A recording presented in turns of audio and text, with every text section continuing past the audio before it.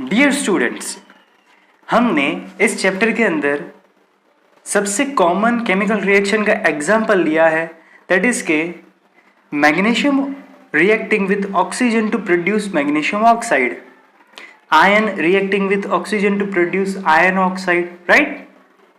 क्यों copper, gold, silver ये metals इन दो तीन मेटल्स की तरह इतनी फास्ट ऑक्सीजन के साथ रिएक्शन नहीं करती? सोडियम क्लोराइड कैसे बनता है, जिसमें सोडियम को पॉजिटिव, क्लोरीन को नेगेटिव आयन हम कहते हैं? इन्हीं क्वेश्चन का आंसर है ये हमारा part 5 of chapter number 1 chemical reaction and equation. और इस वीडियो में हम displacement reaction and double displacement reaction सीखने वाले हैं। तो दोस्तों, आप देख रहे हैं बियॉन्ड बुक्स एजुकेशन। मैं हूं आपका टीचर ध्रुमिल। अगर आपने प्रीवियस लेसन्स नहीं देखे तो आई विल रिक्वेस्ट कि आप इस आई बटन पे क्लिक करके उन प्लेलिस्ट को, आगे के लेक्चर्स को एक बार जरूर देख लीजिए। तो चलिए शुरुआत करते हैं हमारे सबसे पहले टॉपिक, जिसका नाम है डिस्प्लेसमेंट रिएक्शन। अब डिस्प्लेसमेंट रिएक्शन को समझने से पहले मैं आपको दो चीजें बताना चाहूंगा और इसी पे आपको बहुत ही अच्छे से फोकस करना है। तो ध्यान से सुनिएगा कि अर्थ के क्रस्ट में हमें जितनी भी मेटल्स मिलती है, sodium, potassium, magnesium, ion, calcium, gold, silver, lead, tin, सब एवरी मेटल, उन सब की एक कैपेबिलिटी होती है रिएक्शन करने की, ऑक्सीजन के साथ या तो हाइड्रोजन के साथ या तो क्लोराइड्स के साथ, देन कार्बोनेट्स के साथ या तो दूसरे कंपाउंड के साथ, राइट। और इस कैपेबिलिटी के हिसाब से ही उनको एक सीरीज में अरेंज किया होता है, जिसको हम कहते हैं रिएक्टिविटी सीरीज। चलिए एक बहुत ही कॉमन एग्जांपल में से समझाता हूं कि मान लो आपके क्लास में 30 स्टूडेंट्स की बैच है, ठीक है। तो हर एक स्टूडेंट की क्या पढ़ने की या याद रखने की कैपेसिटी सेम होती है? नहीं। कोई फर्स्ट आता है, कोई थर्ड आता है, कोई 10th आता है, यानी कि डिपेंड करता है उनकी कैपेबिलिटी के हिसाब से। और उसी तरह इन मेटल्स की भी कैपेबिलिटी होती है रिएक्शन करने की, और उस कैपेबिलिटी के हिसाब से उनको एक डिक्रीजिंग ऑर्डर ऑफ रिएक्टिविटी कि मेटल कैसी रिएक्टिव है। बहुत ज़्यादा रिएक्टिव है तो उनको टॉप पे रखो, मॉडरेटली रिएक्टिव है तो उनको मिडल में रखो, लीस्ट रिएक्टिव है तो उनको बॉटम में रखो, और उसी को कहते हैं रिएक्टिविटी सीरीज। यहाँ पे आपको पिक्चर में दिख रहा है दैट इज के potassium and sodium are at the top, यानी कि ये सबसे हाईएस्ट रिएक्टिव मेटल्स हैं। बीच में हमें जिंक मिल रही है, आयरन मिल रही है, टीन है, लीड है। ये मेटल्स कैसी है? मॉडरेटली रिएक्टिव है, ना बहुत ज्यादा ना बहुत कम। और लास्ट में हमें सिल्वर एंड गोल्ड मिल रही है, ठीक है। तो ये बहुत ही लीस्ट रिएक्टिव है, यानी कि रिएक्शन बहुत ही स्लो करेंगे। एक एग्जांपल से समझाता हूं। चलिए पहले रिएक्टिविटी सीरीज की डेफिनेशन हम समझ लेते हैं कि the arrangement of metals in a vertical column in order of decreasing reactivity. याद रखिएगा बच्चों, कैसी? Decreasing reactivity is called as the reactivity series of metal.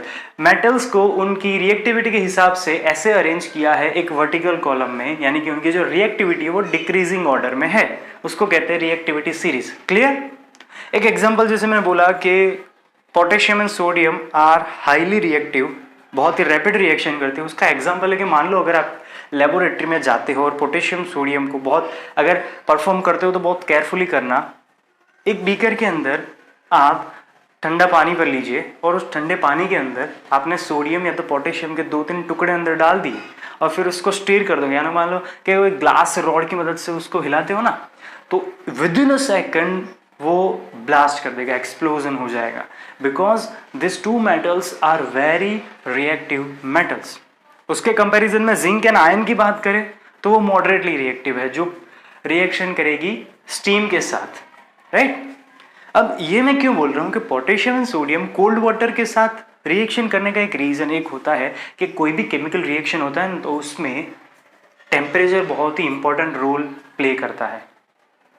पर यहाँ पे तो क्या हो रहा है कि पोटेशियम एंड सोडियम इतने रिएक्टिव है कि अगर लो टेम्परेचर भी है तो भी रिएक्शन हो रहा है, राइट।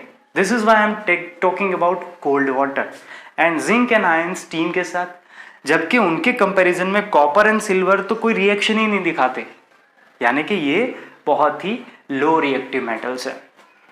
अब समझते हैं हमारा डिस्प्लेसमेंट रिएक्शन, जिसकी डेफिनेशन कुछ इस तरह की है।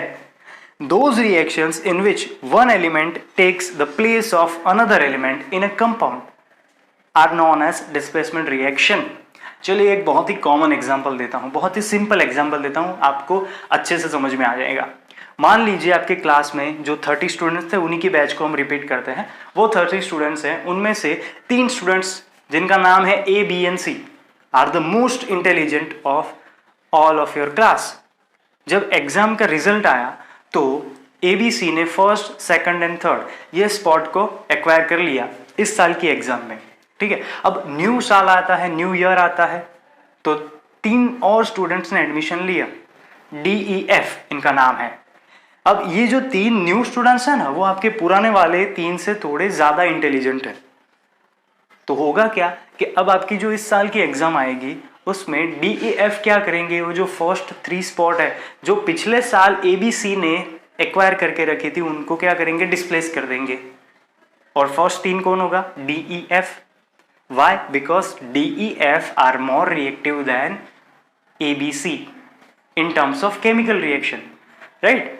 तो इसी तरह अगर कोई एक एलिमेंट दूसरे एलिमेंट को उसके कंपाउंड में से डिस्प्लेस करता है तो वैसे रिएक्शन को हम डिस्प्लेसमेंट रिएक्शन कहते हैं। एक एग्जांपल से समझिए, ये आप अपने लैब में भी परफॉर्म कर सकते हैं, कोई आपको प्रॉब्लम नहीं होगा। ये बहुत ही सेफ केमिकल रिएक्शन है। एक बीकर के अंदर आपको क्या करना है, कॉपर सल्फेट का सॉल्यूशन लेना है, राइट। उस कॉपर सल्फेट के सॉल्यूशन के अंदर आपको एक जिंक की स्ट्रिप डिप करनी है और थोड़े टाइम के बाद आपको देखना है कि क्या ऑब्जर्वेशंस मिलती है आपको। आप देखोगे कि जिंक की जो स्ट्रिप है वो ब्राउनिश कलर की हो जाएगी। इसका मतलब क्या है कि जो CuSO4 कॉपर सल्फेट का सॉल्यूशन है उसमें से जिंक ने कॉपर को डिस्प्लेस कर दिया।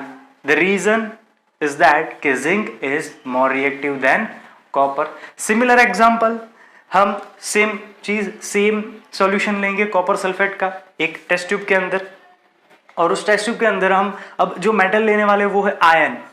इन टर्म्स ऑफ आयन नेल हमने अगर मान लो डिप करी, थोड़े टाइम के लिए इसको छोड़ दिया। After some time what you will observe that जो ब्लू कलर था ना CuSO4 का, वो अब फेड हो गया है, राइट। और साथ ही साथ ये जो आयन नेल है वो ब्राउनिश कलर की हो गई। इसका मतलब क्या हुआ दोस्तों कि जो CuSO4 का सॉल्यूशन था पहले की तरह, जैसे जिंक ने CuSO4 में से Cu को डिस्प्लेस किया, अब इस बार आयन ने कॉपर को डिस्प्लेस कर दिया कॉपर सल्फेट के सॉल्यूशन में से। ठीक है, तो इसको कहते हैं डिस्प्लेसमेंट रिएक्शन। और ये टोटली डिपेंड करता है हर एक मेटल की रिएक्शन कैपेबिलिटी के ऊपर। समझ में आया? ओके। और एक चीज, डिस्प्लेसमेंट रिएक्शन में हमें सिर्फ सिंगल टाइम डिस्प्लेसमेंट देखने को मिल रहा था। जैसे कि यहां पे आप सेकंड एग्जांपल में देखो, आयन है, ठीक है, तो आयन सिर्फ 1 टाइम डिस्प्लेस करता है कॉपर को। लेकिन जो हमारा नेक्स्ट टॉपिक है ना, that is double displacement reaction, वहां पे हमको 2 बार डिस्प्लेसमेंट देखने को मिलेगा। हम उसे ऑल्टरेशन ऑफ आयंस भी कह सकते हैं, या तो एक्सचेंज ऑफ आयंस भी कह सकते हैं। ठीक है, चलिए इसकी डेफिनेशन समझते हैं कि those reactions in which 2 compound, यहां पे 2 कंपाउंड है as compare to displacement reaction जहां पर एक कंपाउंड था और एक सिंगल सब्सटेंस था। ठीक है, यहां पे क्या है, दोनों ही कंपाउंड है। अब कंपाउंड में होगा क्या, हमेशा 2 या 3 एलिमेंट होंगे जिनके पास पॉजिटिव एंड नेगेटिव आयन होंगे। Got it? जैसे मैं एग्जाम्पल दूंगा ना, आप क्लियर होता जाएगा। डेफिनेशन क्या है कि those reactions in which 2 compounds react by an exchange of ions, या तो ऑल्टरेशन ऑफ आयंस या तो exchange of ions to form 2 new compounds. अब आयंस एक्सचेंज हो जाएंगे तो ऑब्वियसली जो नेचर है, जो आइडेंटिटी है, वो ऑब्वियसली चेंज होने वाली है। To form new compounds are called as the double displacement reaction. Clear? चलिए इसका एग्जांपल लेते हैं कि हमारे पास मान लो सिल्वर नाइट्रेट का सॉल्यूशन है जिसको हम सोडियम क्लोराइड के सॉल्यूशन में मिक्स करते हैं, तो हमें क्या देखने को मिलता है, एज ए रिजल्ट हमें सिल्वर क्लोराइड मिलता है एंड सोडियम नाइट्रेट मिलता है।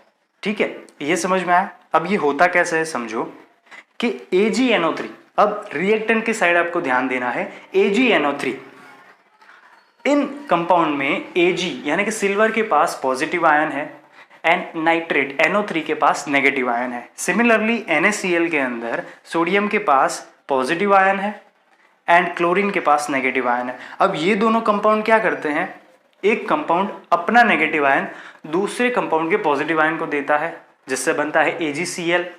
ठीक है, सिमिलरली सेकंड कंपाउंड भी करता है तो बनता है NaNO3। क्लियर?